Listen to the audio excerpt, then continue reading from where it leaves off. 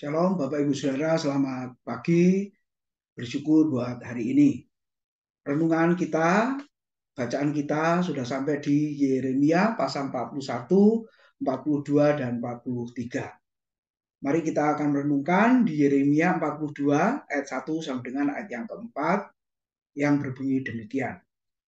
Kemudian datanglah semua perwira tentara, di antaranya Yohanan bin Kareah dan Asaria bin Hosaya, beserta seluruh rakyat dari yang kecil sampai kepada yang besar.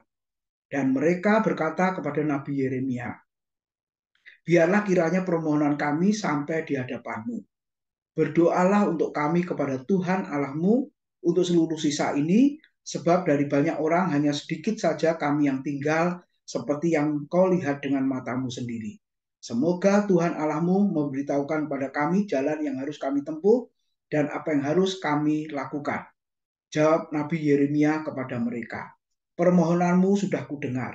Lihat, aku akan berdoa kepada Tuhan Allahmu seperti yang kamu minta itu, dan segala firman yang diberi Tuhan sebagai jawab akan kuberitahukan kepadamu, sepatah kata pun tidak akan kudiamkan kepadamu. Amin. Saudara, kita merenungkan tentang dua hal yang sangat penting yang tidak boleh dilupakan oleh orang yang percaya, khususnya oleh hamba Tuhan, yaitu doa dan firman.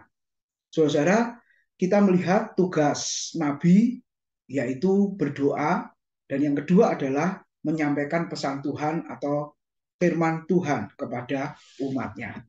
Saudara, kenapa dua hal ini sangat penting sebagai penuntun, sebagai penolong? Karena kita melihat di dalam kitab Yeremia ini umat Tuhan sedang berada di dalam pembuangan Babel. Nah, orang-orang itu datang kepada Yeremia meminta supaya mendoakan dan meminta supaya pesan Tuhan disampaikan kepadanya. Nah, saudara-saudara, kenapa harus berdoa? Karena kita bisa melihat di dalam bagian itu supaya umat Tuhan tetap berada di dalam kesejahteraan.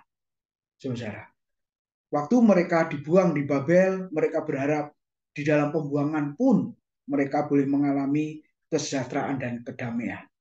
Nah, ini yang diminta kepada Yeremia supaya Yeremia mendoakan bagi kesejahteraan umatnya.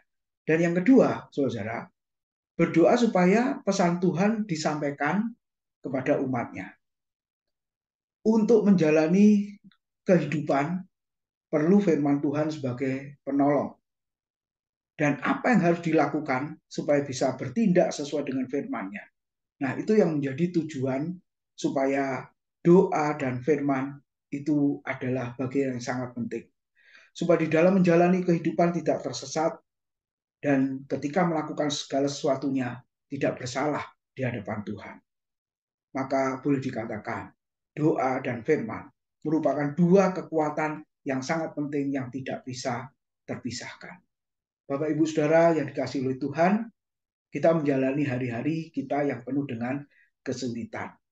Berita dunia yang sedang viral hari-hari ini adalah resesi ekonomi secara global, Bapak Ibu Saudara. Lalu apa yang kita harapkan? Apa yang harus kita lakukan? Apa yang harus kita pikirkan untuk mengatasi semuanya itu?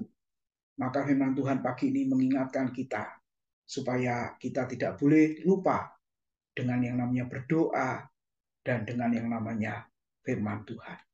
Biarlah kedua bagian ini menjadi bagian yang indah dalam hidup kita, yang kita prioritaskan karena kita tidak tahu hari-hari di depan kita. Yang penuh kesulitan itu, kita hanya berharap hanya kepada Tuhan. Kiranya renungan singkat hari ini boleh memberkati kita semua. Selamat pagi, selamat beraktivitas.